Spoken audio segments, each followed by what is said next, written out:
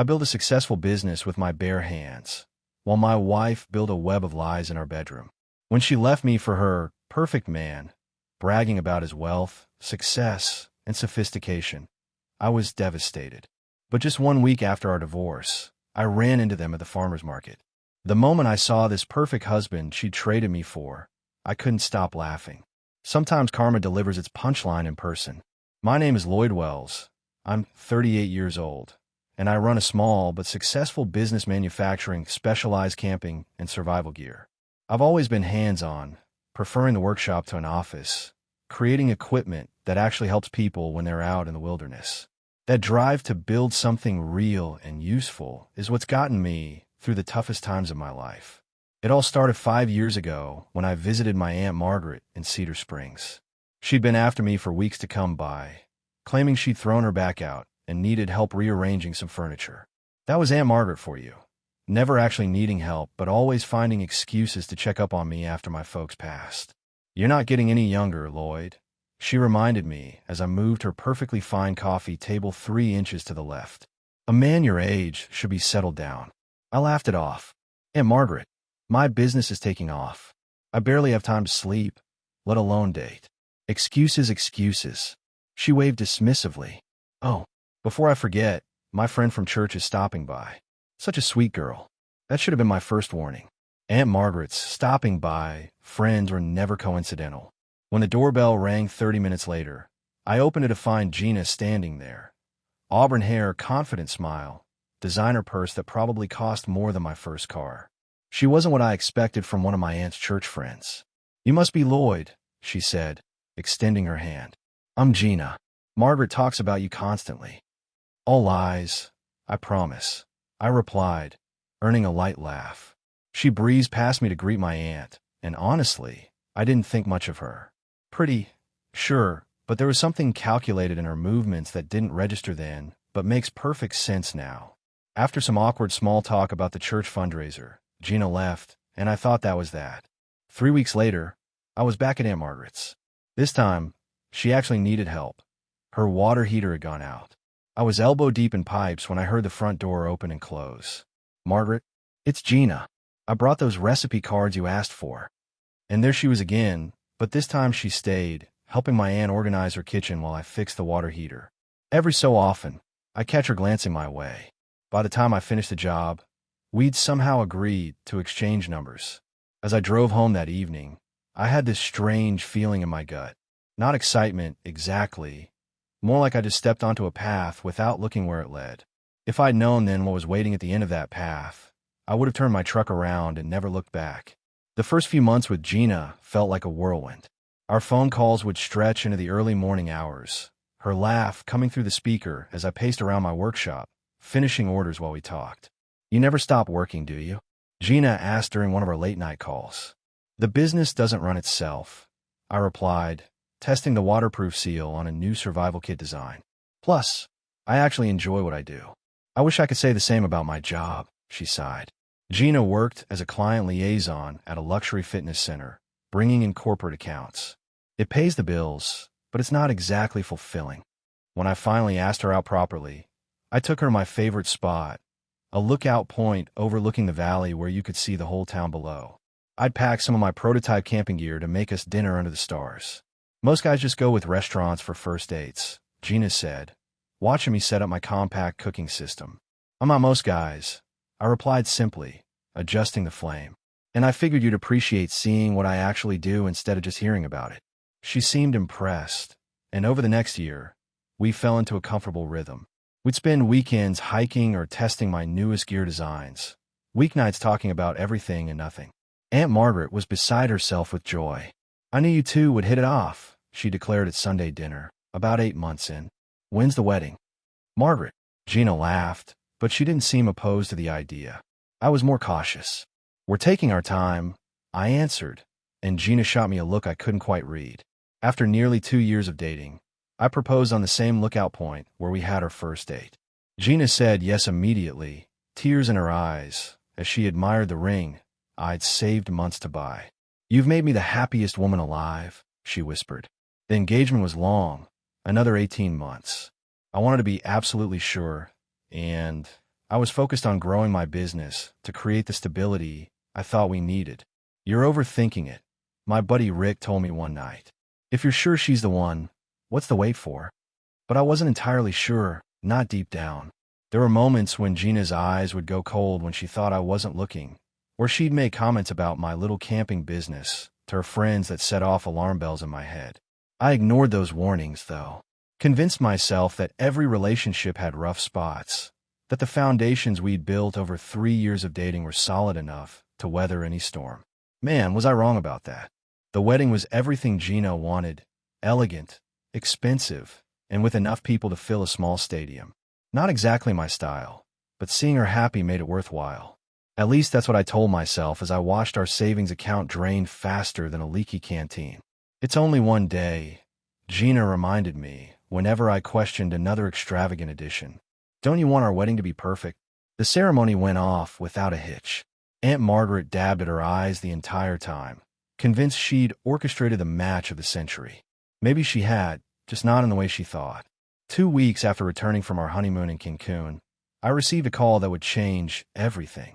"Mr. Wells, this is Martin Reeves from Outdoor Adventure magazine. We loved your survival kit designs featured in last month's issue. We'd like to offer you a national distribution deal." I nearly dropped the phone. This was the opportunity I'd been working toward for years, a chance to take my business from local success to national brand. "That's fantastic," I told Gina that night, barely containing my excitement. "The only catch is I'll need to travel to meet with retailers across the country. Probably 2 weeks out of each month, at least for the first year." Her smile faltered. 2 weeks every month? That's half our life together, Lloyd. "It's just temporary," I assured her. "Once everything's established, I can hire reps to handle the travel. This is what we've been building toward." "What you've been building toward," she corrected, her voice cooling. I didn't sign up to be a part-time wife. Despite her reservations, Gina reluctantly agreed. The first few trips weren't so bad. I'd call every night, bring back small gifts, make the most of the time we had together. But by month 3, something had shifted. "You're going to Atlanta again?" Gina asked when I started packing for my next trip. She didn't look up from her magazine. "Denver this time. New outdoor retailer convention." She just nodded, distant. When I leaned down to kiss her goodbye, she turned her head so my lips landed on her cheek instead. "I'll call tonight, I promised. Don't bother if it's after 10. I'll be asleep." That became our new normal: cold goodbyes, perfunctory phone calls, and a growing silence between us. Even when I was home, Gina found reasons to be elsewhere. Book club meetings, shopping with friends, yoga classes that mysteriously moved to different times depending on my schedule. I tried everything to bridge the gap. Date nights when I was home, surprise weekend getaways, even looking into bringing her along on some trips. Nothing seemed to thaw the ice. "Do you even want this marriage to work?" I finally asked one night after another silent dinner. "That depends," Gina replied, eyes sharp. "Do you want a wife or a business partner? Because right now, it feels like I'm just someone who keeps your house running while you build your empire." Her words stung, but there was enough truth in them to make me reconsider my priorities. I started scaling back travel, delegating more, trying to prove that our marriage came first. But looking back, I realized I was the only one still trying to make things work. By our first anniversary, the business was booming.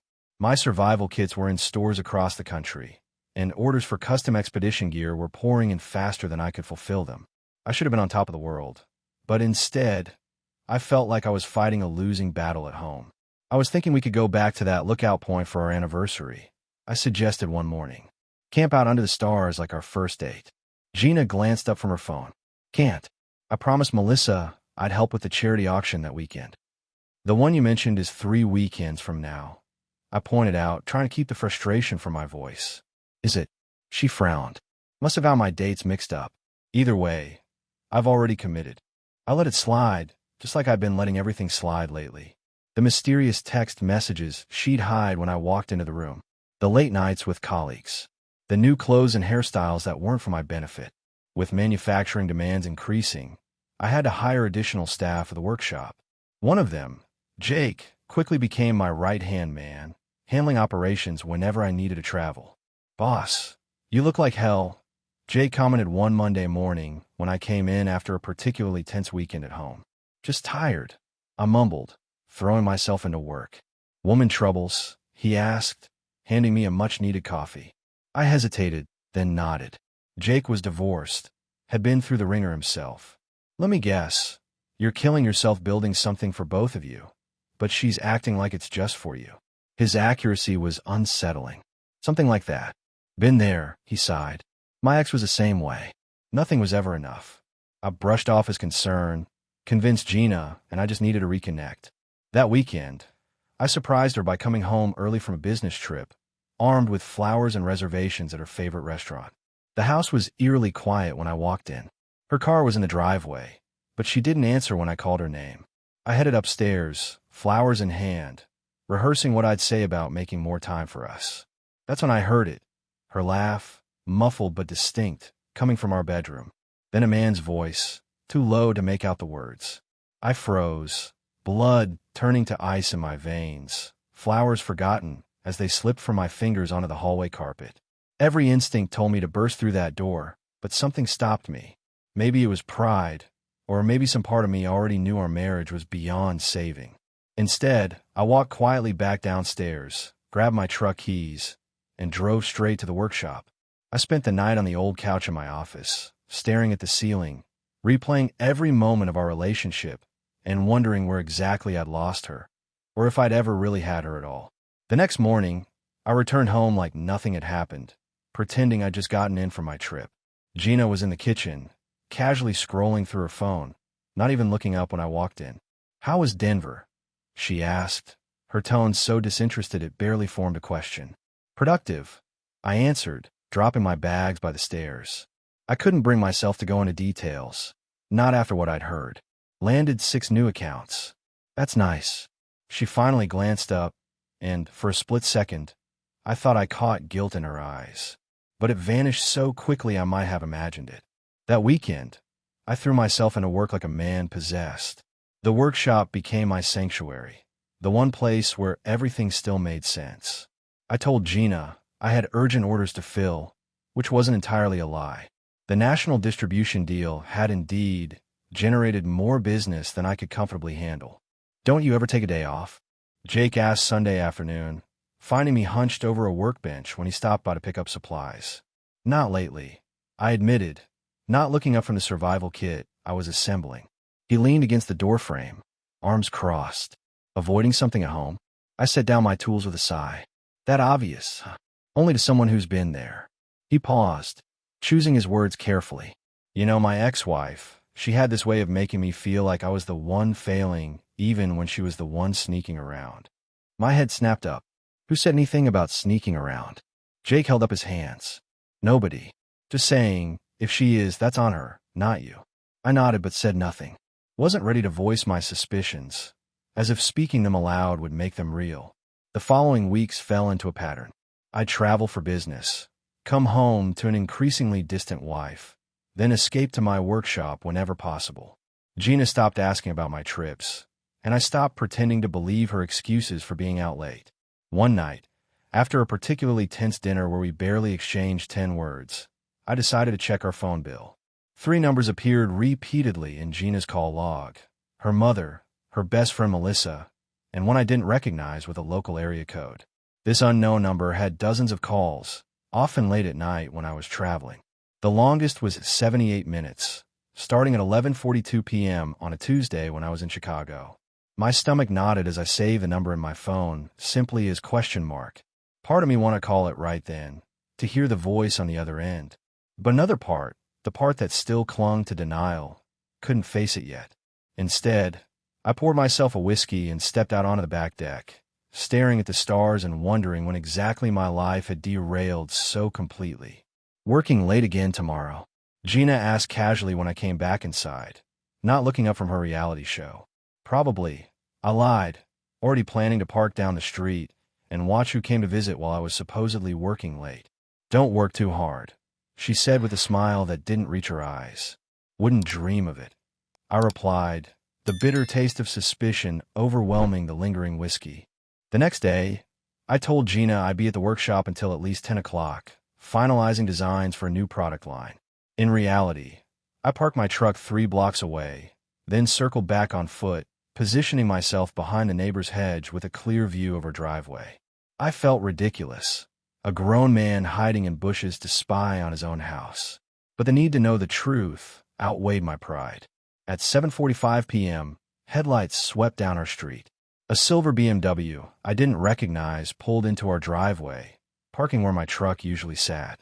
My jaw clenched as a man stepped out, tall, slender, dressed in what looked like an expensive suit. The kind of guy who'd never worked with his hands a day in his life. He walked to our front door with the confidence of someone who'd been there many times before. Gina answered immediately, welcoming him with a kiss that left no doubt about their relationship. The door closed behind them, and lights flicked on upstairs in our bedroom. I'd seen enough. Rather than confront them in the act, I returned to my truck and drove to the workshop. The rage I expected didn't come. Instead, a cold, detached clarity washed over me. I spent the night making meticulous plans, not for revenge, but for extraction from a marriage that clearly meant nothing to Gina. The next morning, I returned home earlier than usual. Gina was in the kitchen, coffee in hand, scrolling through her phone, her typical morning routine. "You're home early," she remarked, surprise evident in her voice. "Finished sooner than expected." I poured myself coffee, leaning against the counter. "How was your evening?" "Quiet. Just caught up on some shows." I nodded, taking a slow sip. "Silver BMW. Nice car." Her coffee mug froze halfway to her lips. "What?" "Your visitor last night," I clarified, keeping my voice even. "He drives a silver BMW. Parked it right in the driveway. Bold move." Gina's face cycled through shock, guilt, and finally settled on defensive anger. "You were spying on me?" "Didn't need to spy for long," I replied. "He arrived within an hour of me leaving. Almost like it was planned." "This is insane," she sputtered, setting down her mug with enough force to slosh coffee onto the counter. "You're tracking my movements now." "Don't bother denying it, Gina." I felt strangely calm, like I was discussing business with a difficult client. "I know about the calls, too. The late nights. The lies about where you've been." Instead of more denials, her expression hardened. "What did you expect? You're never here, Lloyd. Always traveling. Always at that damn workshop. So this is my fault." I laughed without humor. "I was building something for our future." "Your future," she corrected. "I never wanted to be married to a man who puts work before everything else. And I never wanted to be married to a cheater." I countered evenly. "Guess we're both disappointed." Her eyes narrowed. "Richard understands me. He makes time for me." "Richard," I repeated, finally having a name for the mystery man. "Well, I hope Richard enjoys my leftovers." The slap came fast, stinging across my cheek. I didn't flinch, didn't react, just held her gaze steadily. "I want a divorce," I said quietly. "You can have the house. I'll take my business. Clean break." Something flickered in her eyes. Surprise, maybe even disappointment that I wasn't fighting for her. But it was too late for that. Way too late. "Fine," she said finally. "I'll call my lawyer today." I nodded once, then turned and walked out, leaving my house key on the counter. As I drove away, the weight that had been crushing my chest for months began to lift. The marriage was over, but somehow, it felt like I was finally able to breathe again. The following weeks were a blur of lawyer meetings, paperwork, and cold, businesslike exchanges with Gina. I moved into a small apartment above my workshop, throwing myself into my business with renewed focus. If my marriage had failed, at least my company would thrive. "You're handling this better than most," my lawyer, Patricia, remarked during one of our meetings. A no-nonsense woman in her 50s, she'd guided countless men through divorces just like mine. "Not much choice," I replied, signing another document. "Can't change what happened. Most men in your position want blood," she observed. "You're being remarkably generous with the settlement." I shrugged. "I just want it over with. The house, the furniture, she can have it all. My business stays mine. That's my only condition." Patricia nodded approvingly. Clean breaks heal faster. Word of our separation spread quickly. Aunt Margaret called in tears, demanding explanations, refusing to believe her precious matchmaking had failed. "Did you try counseling?" she pleaded. "Maybe if you worked less." She was sleeping with another man in our bed. "Aunt Margaret," I interrupted, my patience finally wearing thin. "No amount of counseling fixes that." The line went silent for a moment. "Oh, Lloyd, I'm so sorry." Her sympathy was almost worse than her denial. I changed the subject, unwilling to dwell on it. Gina, meanwhile, made the divorce as difficult as possible. She contested the business valuation, demanded alimony despite her well-paying job, and dragged out negotiations with last-minute objections to settled terms. "She's trying to punish you," Patricia explained after a particularly frustrating meeting. "It's not about the money. It's about making you suffer."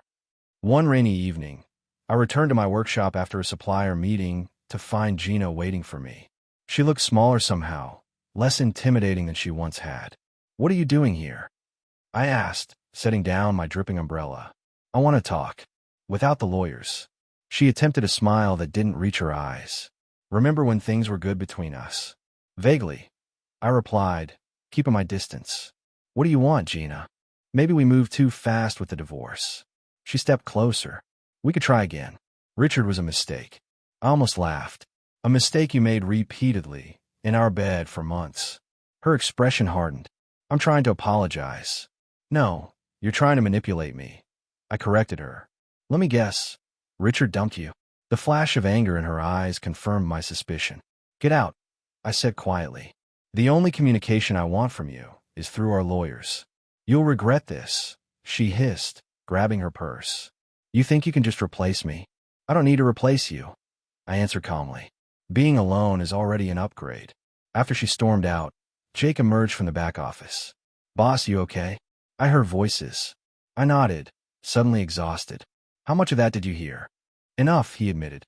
"For what it's worth, you handled it like a champ." That night, I sketched designs for a new product line until dawn, channeling my frustration into creation rather than destruction. If Gina thought I'd crumble without her, she'd soon learn just how wrong she was. After nearly a year of legal battles, the divorce was finally approved. I signed the last papers on a crisp autumn morning, walked out of my lawyer's office, and took my first deep breath as a truly free man. "Congratulations," Patricia said, shaking my hand firmly. "It's officially over." "Thank you for everything," I replied, meaning it. Her no-nonsense approach had been exactly what I needed during the worst year of my life. "What will you do now?" she asked. I smiled, the gesture feeling more natural than it had in months. "Focus on my business. Maybe take that hunting trip I've been putting off for years." The national distribution deal had expanded beyond my wildest expectations. My survival kits were now in outdoor stores across the country, and I'd recently secured contracts with 3 major expeditions to Everest, Kilimanjaro, and Patagonia. What had started as a small operation in my garage was now a legitimate brand with 12 employees and a waiting list of clients. That evening, I took my team out for drinks to celebrate both the divorce and a major new contract. We were laughing over Jake's terrible jokes when my phone buzzed with a text from Melissa, Gina's best friend. "Thought you should know. Gina got married this morning to Richard. Keeping it quiet until after honeymoon." I stared at the message, waiting for pain or anger or something to hit me. Instead, I felt nothing but mild surprise at how quickly she'd moved on. It had been exactly 1 week since our divorce was finalized. "Everything okay, boss?" Jake asked, noticing my expression. "Yeah," I said, putting away my phone. "Just some unexpected news." "Bad?" I considered the question. "No, just closure, I guess." Later that night, walking home to my apartment, I found myself smiling. Gina had remarried within a week. She'd been bragging to mutual friends about how Richard was everything I wasn't: successful, attentive, sophisticated. "Good luck to him," I murmured to the night air. "He's going to need it." The workshop lights were still on as I passed by. Through the window, I could see the prototype for our new expedition tent, lighter, stronger, and more weatherproof than anything else on the market. Orders were already coming in based on specifications alone. I paused, looking at what I'd built with my own 2 hands. My marriage had failed, but this was something real, something lasting, something no one could take from me. For the first time in a very long time, I felt genuinely hopeful about the future, and that was worth more than all the failed relationships in the world. One crisp Saturday, morning a month after learning about Gina's remarriage, I was at the local farmer's market selecting ingredients for the weekend camping trip I'd planned with Jake and some of the guys from work. After months of focusing solely on business, I was finally taking time for myself. "Lloyd, is that you?" A familiar voice called. I turned to find Melissa, Gina's best friend, standing by a display of fresh honey.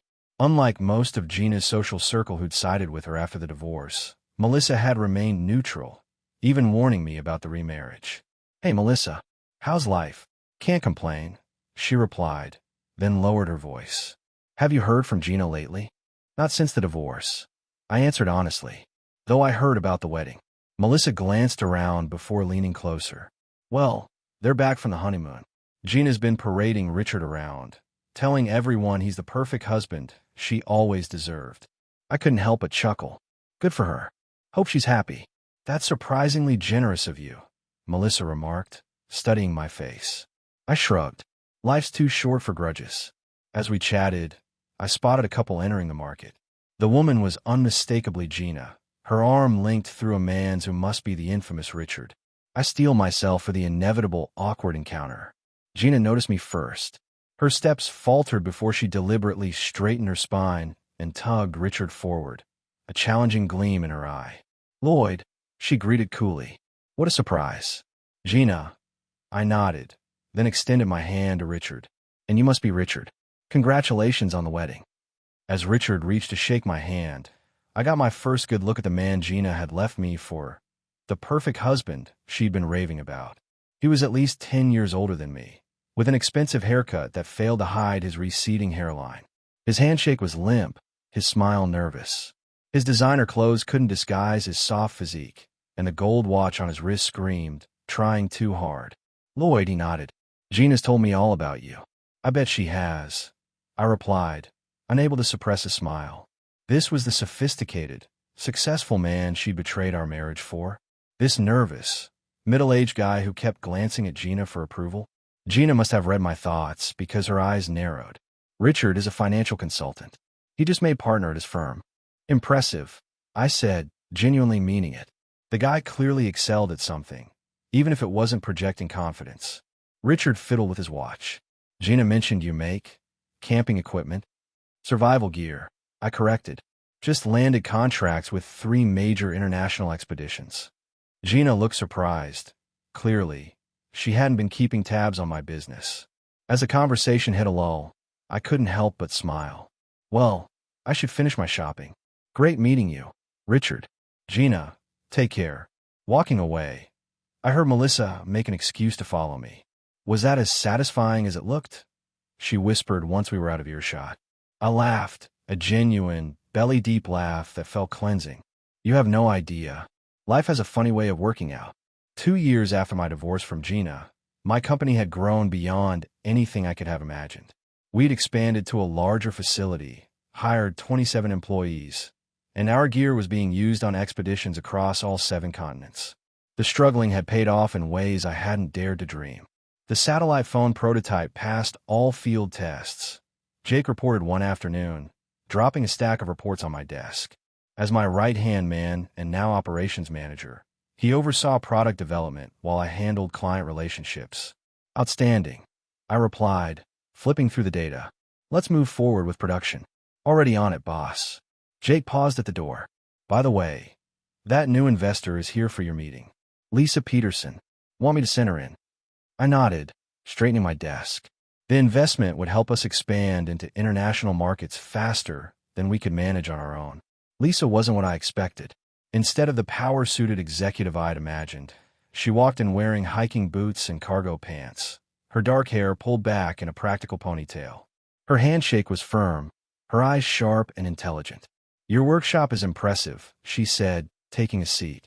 "I tested your Alpine survival kit in Colorado last month. Outperforms everything else on the market." "You're a climber?" I asked, surprised. "Former guide," she nodded. "Now I invest in outdoor companies I believe in. Yours tops my list." Our scheduled 1-hour meeting stretched to 3 as we discussed everything from gear design to favorite trails. By the time we finished, I'd not only secured the investment, but also found myself asking if she'd like to grab dinner sometime. Her smile was warm. "I'd like that." 6 months later, Lisa and I were exploring the Grand Tetons together, testing prototypes and planning future expeditions. She understood my passion for the outdoors in a way Gina never had, and her business acumen matched my own drive. I ran into Gina only once more after that farmer's market encounter. She was alone at a coffee shop, her expression strained. Through mutual acquaintances, I'd heard that Richard's perfect husband image had crumbled quickly. His finances weren't what he'd claimed, and his attention had already wandered to his young assistant. "Lloyd," she acknowledged me cautiously. "You look well." "I am well," I replied, meaning it completely. "You?" She shrugged, attempting nonchalance. "Can't complain." But her eyes told a different story, one of regret and what-ifs. For a moment, I felt a flicker of sympathy. Then my phone buzzed with a text from Lisa about our upcoming trip to Patagonia, and the feeling faded. "Take care, Gina," I said, and walked away without looking back. Sometimes the hardest paths lead to the best views. Walking away from a broken marriage had led me to a life more fulfilling than I could have imagined, built on authenticity, mutual respect, and genuine partnership. And that was worth every difficult step along the way.